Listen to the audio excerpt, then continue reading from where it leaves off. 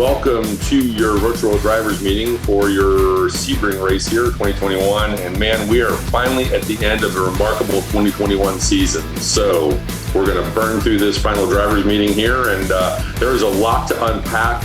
There's a lot of things going on for the Sebring race. So to skip right to the important stuff, let's thank the sponsors, including TireRack.com for sponsoring your Champ Car Endurance Series, and Frozen Rotors, Racing Radios, Lifeline Fire Suppression, RVA Graphics and Wraps, Bell Racing, the official helmet of Champ Car, NLA Parts, and UUC Motorworks. And of course, we'd like to extend a big thank you to Bell Racing for being the sponsor of this particular race. They are the sponsor of your Sebring race. And we'd like to thank the Chandler School for sponsoring our Sportsmanship Award. Those of you who have seen me talk about them before, they're a pretty neat club, and something we'll talk about more at the award ceremony this time. But we're really happy to have them on board. And our class sponsors, Discovery Parts, MoneyShiftRacing.com, and Krispy Kreme. The guys from Krispy Kreme has already sent me some teaser photos. He's going to have all kinds of cool stuff, extra giveaways at the award ceremony. So please carve out a little bit of time at the end of the race on Sunday.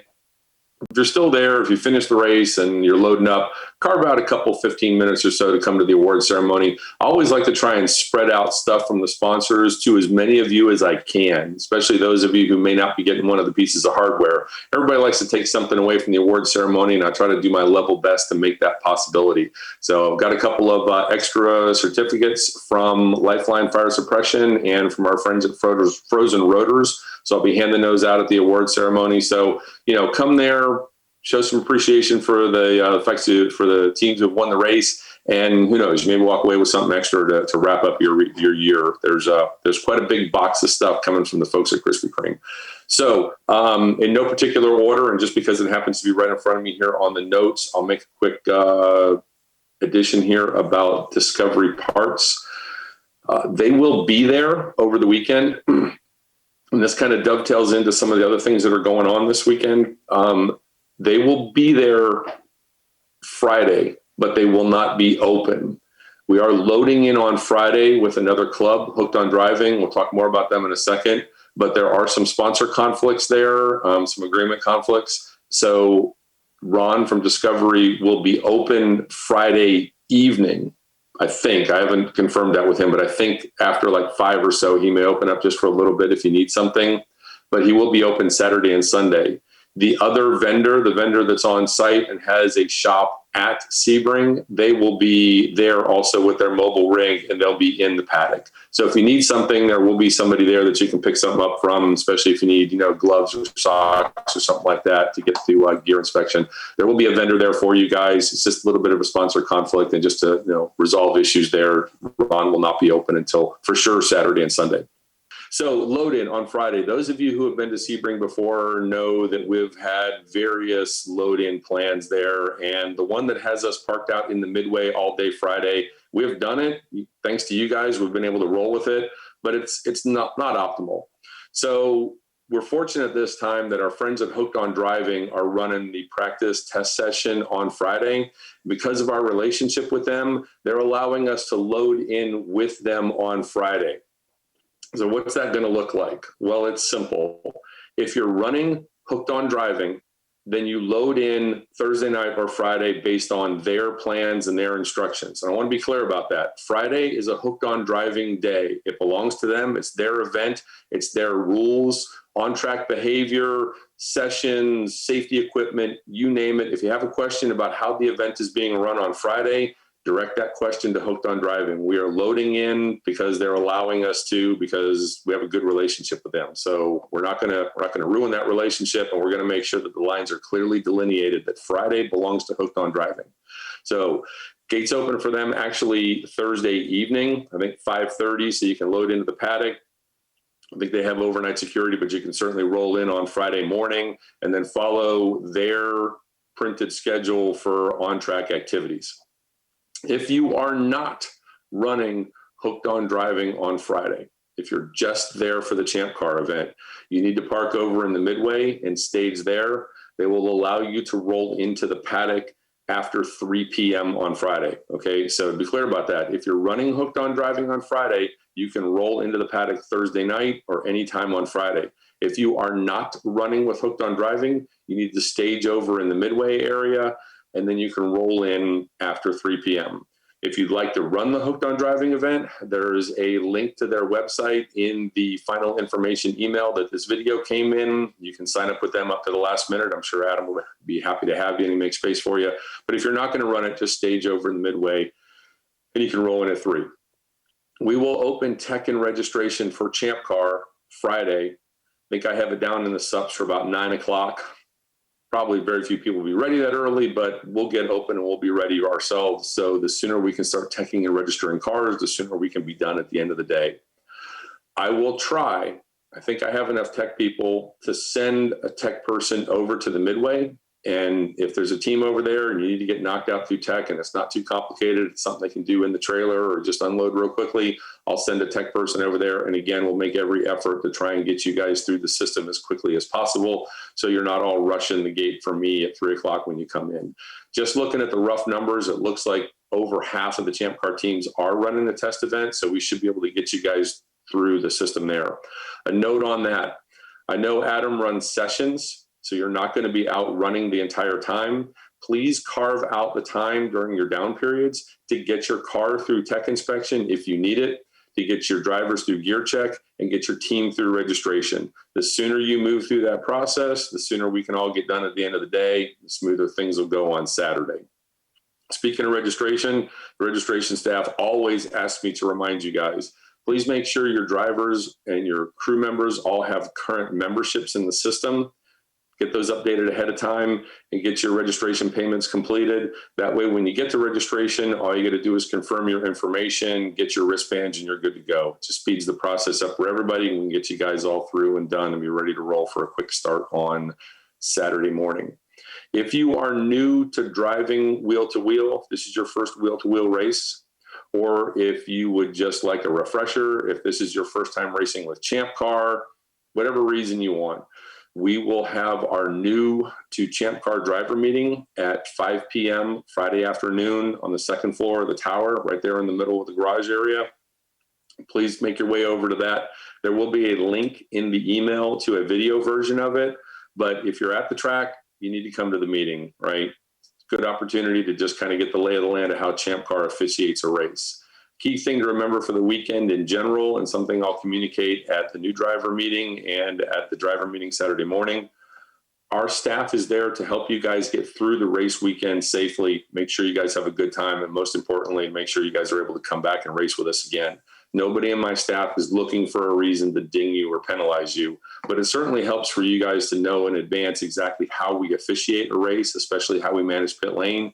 And I'll cover a lot of that in real detail at the new driver meeting Friday afternoon. So please make sure you come to that. First time wheel-to-wheel racing, first time with Champ Car, or if you just haven't been around in a while or your team would like a refresher, please come to that meeting. We'll cover pit lane, flags, and whatnot, you know, in a lot of detail, so you know kind of how things are going on out there. A note on the race while it's on my mind, because you know my notes are right here in front of me. We will be running Flagtronics. You guys are in for a huge treat. There's an old expression people have told me lots. Always be wary of smiling Danas. Notice the smile. You guys are in for a real treat. So yes, we're running Flagtronics. Those of you who have run Flagtronics before know how awesome the system is, how well it works. This event at Sebring will be the first time, notice the smile, this will be the first time, yeah, Paulie's doing the drum roll, that the Champ Car timing people will be running the Flagtronics system alone and unaided by a Flagtronics person. I'll pause for effect on that. This should be where we have the dramatic music. I have every confidence that it'll go well because we are going to run it at kind of a basic level. What we will not be able to do is to send two-way communications to you guys, like black flags and that kind of stuff. So we're going to have to administer black flags. There won't be any black flags. I'm confident of that. But if there were, just hypothetically speaking, we would have to administer it traditionally with a flag out on the track and whatnot. But we will be able to use the yellow flags, local yellows, full course yellows, that kind of stuff. So the reason I say that, all kidding aside, is because our staff is going to be running it for the first time. There may be a couple of hiccups with it. but it's part of the growing process. And this is a step we wanted to get to this year so that our staff could run it independently. So we weren't always waiting for the Flagtronics people to show us how to use it. So this is part of the growing process, and it's a step we wanted to get to, but I just wanted to forewarn you guys that, maybe a couple bit of hiccups. On the Flagtronics system, we'll talk more about this at the drivers meeting. It is possible, however unlikely, but possible, for there to be moments in time where your Flagtronics unit and what you physically see on the racetrack at the corner stations do not line up. Your Flagtronics unit may be yellow and the corner worker may not have his or her flag out yet, or the corner worker may be pulling their flag out and immediately starting to wave it, and they just haven't had a chance to trigger the button in the system. It is possible for there to be an overlap where they are in disagreement. If that happens, I want you to default to the safer of the two conditions. If you see yellow on your Flagtronics, assume that you're under caution. If you see the corner worker waving a flag or holding a flag, assume that flag is out there for a reason. Default to the safer of the two. Please do not come in and say that you were racing and passing because your Flagtronics unit was green and you saw a flag, right? Whatever you see, default to the safer of the two conditions. Could just be a couple of seconds that it takes for the system to catch up with each other or somebody to make a radio call, but please default to the safer of the two conditions. We'll talk more about that at the drivers meeting and take any questions on that. So like I say, the biggest thing I wanted to cover here was the entry thing on Friday. If you're running Hooked on Driving, you can roll in. If you're not running Hooked on Driving, stage in the midway till 3 o'clock. Tech and registration will be open in the paddock area. Carve out the time, get your car through, get your team through, get them all registered, get your stickers and your decals to be ready to go. One more thing about Friday and loading.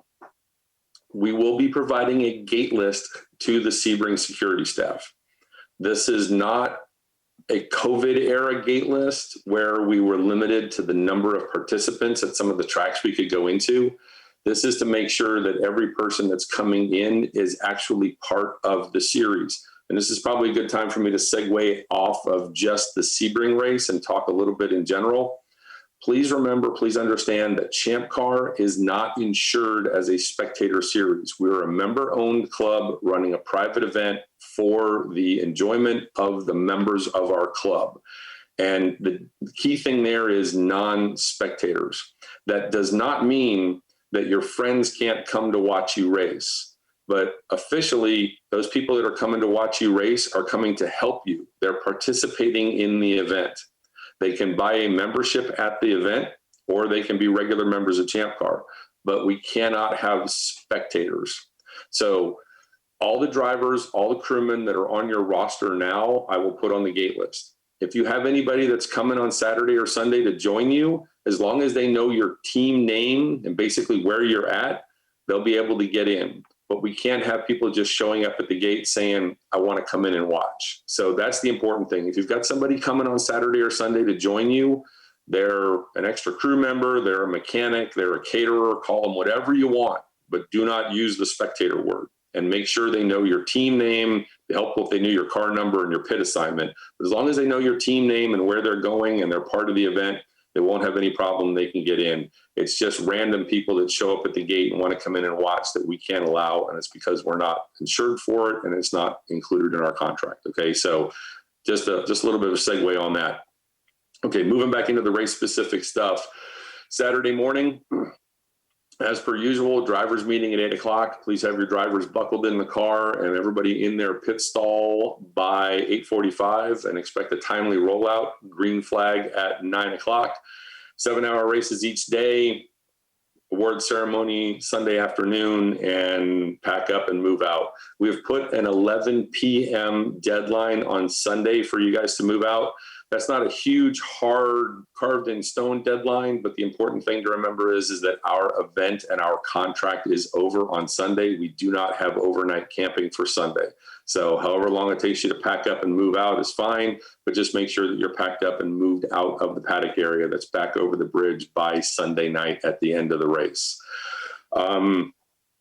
something was just on my mind about Saturday. It's a really important thing. You guys ask me about it all the time. What are those things you're always worried about? Oh, your pit assignments. That's what it was. You guys always want to know about your pit assignments, don't you? The beauty of the video thing is that you can't scroll to the bottom and skip everything I've written and just get to the pit assignments. For those of you that have not been to Sebring before, and a reminder for those of you that have, because of the way the garages line up, the garages and the pit assignments are associated with each other. Right. So when you see the pit assignment list, the team on the left-hand column, column number 1, that team has the garage. Teams in the second column to the right, will be sharing the pit stall. In some cases, it's a 2-car team, and I've got you in the same spot. That's pretty easy to understand. But if you did not rent a garage, you will be sharing a pit stall with somebody else. If you rented the garage, you get the garage. Please make room and space for the other team out there. This is a pretty good turnout. Thank you guys for that. It's been a great year, but this turnout's a little bit higher than normal, but there's still plenty of room. Sebring has one of the biggest pit lanes that we go to. There's plenty of room out there for everybody, so just work together, make a little bit of space. But remember, if you did not rent a garage, you will be sharing space with another team. If you did rent a garage, just be prepared to share some of that space. If you're fortunate enough to have a pit stall all to yourself, and a couple of you do, just give a little room on one end or the other for the folks that are sharing pit stalls on the other end. Okay, hope that makes sense. Those of you that have been there before, you'll be able to kind of help everybody with that. I saw Polly writing just now, and I'm hoping he's going to hold something up. No, he's shaking his head. So I'm going to glance down here at my notes, just with one eye on my notes here, and make sure that I've talked about this. We talked about load-in. We talked about HOD. People at the gate, $20. Let's talk about the $20. Let's talk about the $20 bill. Sebring has begun charging a $20 bridge fee, gate fee, call it what you want, for any rigs coming into the paddock. Essentially, if you have anything that you can camp in, right? Camper with certainly a camper trailer, they're going to charge you $20. If you have an enclosed trailer, they're probably going to charge you $20. If you have a motorhome, rig, anything like that, they're going to charge you $20. My advice to you is have a $20 bill with you. Unless you're just driving an absolutely bare bones street car, if you've got anything hooked to the back or you've got any kind of camper rig in the vehicle you're driving, you need to have a $20 bill with you to go over the bridge. It's just part of a gate charge that they're charging for access and camping into the paddock area. So easiest way to say that is make sure you got a $20 bill with you when you go over the bridge, because if you've got any kind of camper rig, anything you can spend the night in, they're probably going to charge you. Remember to watch the new driver video. Speed limit on pit lane, 20 miles an hour. We've been preaching that all year long. We've had a couple of questions about it everywhere we go. 20 miles an hour. It just makes it so much easier when we go to Champ Car races everywhere. Even I was beginning to lose track in years gone by of what I'd put down for speed limits at various tracks. 20 miles an hour just makes it easier to remember everywhere. Stop at pit in. We'll talk about this more at the driver's meeting. Stop at pit in. Get your highly complex Champ Car unique, exclusively designed timer attached to your roof. Proceed down 20 miles an hour into your pit stall. Remember, those of you that are going over the wall, if you're going to be pitting the car, everybody over the wall, all 5 of you must be in full gear. Socks, suit, gloves, balaclava, full face helmet, visor down. You're limited to 5 people over the wall. The only thing we'll accept is shoes. You can wear closed-toed lace-up shoes. You don't have to wear your driving shoes. No open-toed sandals on pit lane ever at all. Never, ever, ever. No open-toed shoes.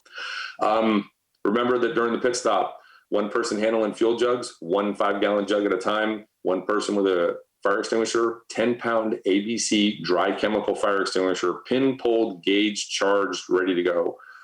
Driver in, driver out, and one person to assist the driver. I'll go into a lot more detail at that at the driver meeting. I won't belabor it now, but if you're not familiar, if these things that I'm telling you now don't really ring in well to you, please watch the new driver video, come to the new driver meeting on Friday night. Please check the supplemental rules. We're up to version 2 now. We've updated the times in, times out. If you would like to run the Hooked on Driving event, as I said, there's links to it in all the communications that I'm sending out. I'm sure Adam would be happy to have the extra people. I know he's had a good turnout so far, so I hope you guys are making use of that. Going to see a little bit more of that next year. Adam and I have talked quite a bit, and we're going to try and do this more often. It's worked out well at the events we've done so far, so give us your feedback on it. Talk to me, talk to Adam. Let us know what we can do better or different. But so far, the feedback's been really, really good. So hoping to give this opportunity to you guys at more races. So with that said, I'm going to try to get this email out today to you guys with your pit and garage assignments in it. Please travel safely coming over to the race. It's been a terrific year, and thank you guys for that. I know there's a lot of options out there. This has been quite the recovery year for everybody, but 2021 has been very kind to Champ Car, and that is all due to you guys. So we appreciate your business. We appreciate you guys racing with us. And this is usually the spot in the video where I pause for a second and look at Polly. Oh, I'm getting thumbs up first time. So, all right, everybody, thanks for your attention. I look forward to seeing you this weekend. Please travel safely going there. Thank you.